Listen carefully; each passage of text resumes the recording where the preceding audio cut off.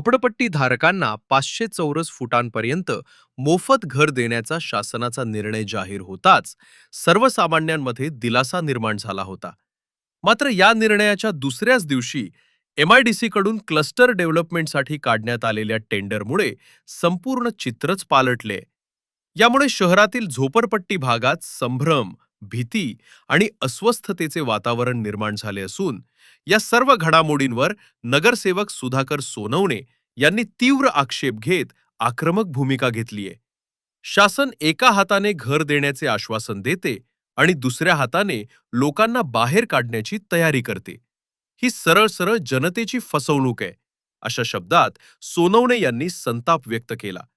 त्यांनी या संपूर्ण प्रक्रियेला गुगली संबोधत स्पष्ट इशारा दिला की झोपडपट्टी धारकांच्या हक्कांवर कुठलाही डाव खेळला तर रस्त्यावर उतरून तीव्र आंदोलन छेडले जाईल. यादवनगर, आंबेडकर नगर, चिंचपाडा, श्रमिक नगर, कातकरीपाडा आणि इंदिरानगर या भागांसाठी क्लस्टर पुनर्विकासाचे टेंडर काढण्यात आले. या टेंडरमुळे स्थानिक रहिवाशांमध्ये मोठ्या प्रमाणावर संभ्रम निर्माण झालाय. शासनाच्या GR नुसार झोपडीधारकांना त्यांच्या जागेचे हक्क देण्याची हमी दिली जाते, तर दुसरीकडे क्लस्टर योजनेच्या माध्यमातून त्याच भागातील पुनर्विकासाचा मार्ग अवलंबला जातो. या दोन्ही निर्णयांमध्ये स्पष्ट विसंगती असल्याचा आरोप सोनवणे यांनी केलाय. या पार्श्वभूमीवर सुधाकर सोनवणे यांनी झोपडपट्टी भागातील सर्वपक्षीय नगरसेवकांची भेट घेतली.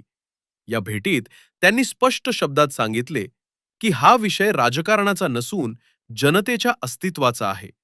प्रत्येक नगरसेवकाने पक्षभेद विसरून झोपडपट्टी धारकांच्या पाठीशी उभे राहिले पाहिजे. त्यांच्या या भूमिकेला अनेक नगरसेवकांनीही पाठिंबा दर्शवला असल्याची माहिती मिळते. दरम्यान नगरविकास विभागाशी संबंधित नेत्यांमार्फत या टेंडरला स्थगिती मिळवण्यासाठी प्रयत्न सुरू असल्याचेही सोनवणे यांनी सांगितले. मात्र शासनाकडून तातडीने स्पष्ट भूमिका न घेतल्यास न्यायालयीन लढा उभारण्यासोबतच मोठे जनआंदोलन उभे केले जाईल, असा इशाराही त्यांनी दिलाय. या संपूर्ण गोंधळाच्या पार्श्वभूमीवर दलाल सक्रिय होण्याची शक्यता सोनवणे यांनी व्यक्त केली आहे.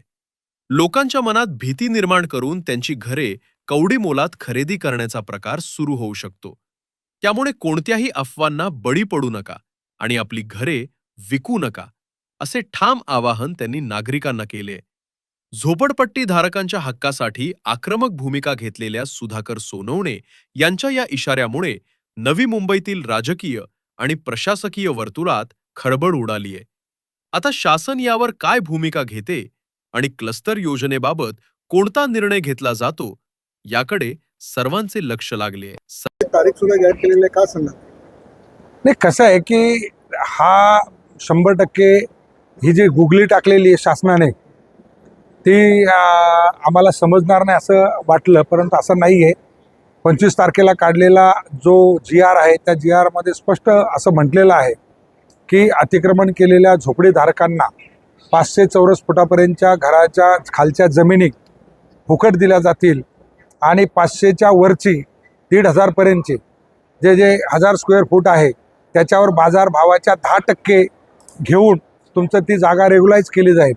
आम्ही आनंदित झालो. आम्हाला खूप आनंद झाला की सरकारने आमचं म्हणणं ऐकलं आणि सरकारने आम्हाला या ठिकाणी या जागा आणि या शहराचा भाग करून घ्यायला त्यांनी तयार झाले. परंतु दुसऱ्याच दिवशी आम्ही MIDCच्या साईटवर हे जे टेंडर पाहिलं, हे टेंडर तर म्हणजे अगदी शॉकिंग होतं की त्यांनी 3 क्लस्टर बनवलेले आहेत. एक क्लस्टर यादवनगर आहे, दुसरा क्लस्टर आंबेडकर नगर आहे आणि तिसरा जो आहे तो चिंचपाड्याकडनं चिंचपाडा, श्रमिक नगर, कातकरीपाडा, इंदिरानगर, त्यानंतर तुर्भे, शिवाजीनगर एवढा लांबचा क्लस्टर आहे. तर याच्या पाठीमागे आम्हाला काहीतरी काळं भेरं दिसतंय, काहीतरी कुछ तो दाल में काला है. और इसलिए हमने सोचा कि जितने भी नेता है हम उनसे बात करें.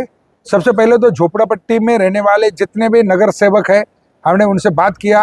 मी त्यांना सांगितलं की ह्या दोन्ही गोष्टीचा परस्पर अर्थ काय लागतोय आणि ती गोष्ट त्यांच्या लक्षात आली. सगळ्या नगरसेवकांनी ते ॲक्सेप्टही केलं की हो याच्या विरोधात आपल्याला लढावं लागेल. आता जी खूपच जवळ आहेत त्यांच्याशी आपण जवळीक साधली पाहिजे. जसं की या ठिकाणी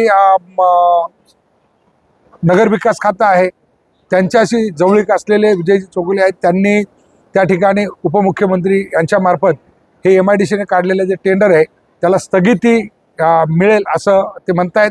ती स्थगिती मिळाली तर ते पोर्टलवरनं तुमचं टेंडर बाजूला निघेल, कारण टेंडर आता लाईव्ह दिसतंय. आणि आमची दुसरी मागणी अशी आहे की जर एक GR काढलेला तर पूर्ण शहराला लागू झाला पाहिजे. सिडको काय आणि MIDC काय. आता MIDCमध्ये आपण पाहत आहे की मोठ्या प्रमाणामध्ये स्टँडर्ड अल्कली असेल किंवा हर्डेली असेल, घरकुलं तयार होत आहेत, घरं तयार होत आहेत, 30-30 माळ्याचे टावर तयार होत आहेत.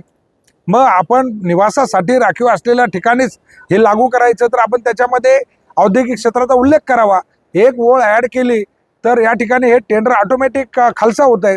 तर त्यामुळे परस्पर विरोधी न जाता जनता जी आहे ह्या शहराला गरजेची असलेली, हे शहर उभं करणारी ही कामगार ताकद ही या शहरातून बाहेर जाऊ नये याच्यासाठी सरकारने प्रयत्न करावा. हा आमचा प्रामाणिक प्रयत्न आहे आणि तो प्रामाणिक प्रयत्न आम्ही उद्यापासून पुन्हा एकदा सुरू करणार आहोत. आणि जर ह्या दोन्ही गोष्टींना स्थगिती मिळाली तर सुंदर, अन्यथा आम्ही कोर्टाची पायरी त्या ठिकाणी निश्चितपणे जनतेच्या वतीने मग आंदोलन असेल ते आंदोलनही करू आणि न्यायिक मार्गाने आम्ही देखील पुढे जाऊ. हे कसं आहे, मी कुठल्या पक्षाच्या नेत्याचं नाव मी घेतलं नाही. मी काय म्हटलं, झोपडपट्टीशी संबंधित जे नगरसेवक आहेत, आता ते कुठल्या पक्षाचे आहेत मला याचा उल्लेख करायची गरज आहे का. आता मी कुठल्या पक्षाचा आहे. लोक जर पक्ष बघत राहिले तर तुमचं झोपडं महत्वाचं की पक्ष महत्वाचा आहे. तुम्हाला ज्या लोकांनी निवडून दिलंय ती लोक महत्वाची आहे का तुमचा पक्ष महत्वाचा आहे. तर त्यामुळे या पक्षाला ह्याला सांगा फार महत्त्व देण्याची गरज नाही आहे. गरज जनतेच्या प्रश्नाची आहे आणि त्यामुळे माझं त्यांच्याशी सकारात्मक चर्चा झालेली आहे.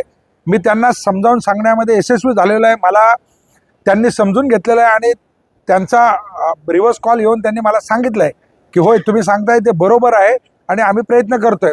प्रयत्न करून हे टेंडर जर खालसा झालं आणि GR मध्ये जर सुधारणा झाली तर आमचा आंदोलनाचा प्रश्नच नाही.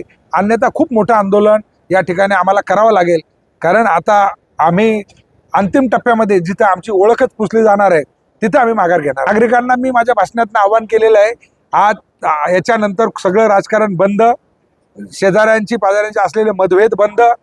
आणि मी आव्हान एकच करेल, हे भीतीचं वातावरण निर्माण झालंय म्हणून कोणी घरं विकू नका, कारण असे दलाल घरोघरी फिरतील, अरे तुम्हारा घर तो तुटने वाला है, तुम 10 लाख में बेचते हो मैं 15 देता हूँ, भाग जावे असे. तर अशा दलालांपासून सावध राहा, घरं विकू नका, हे आव्हान मी लोकांना करतो. आपकी आवाज आपकी खबर, जुड़े रहिए आवाज टुडे के साथ और सब्सक्राइब करना ना भूलें.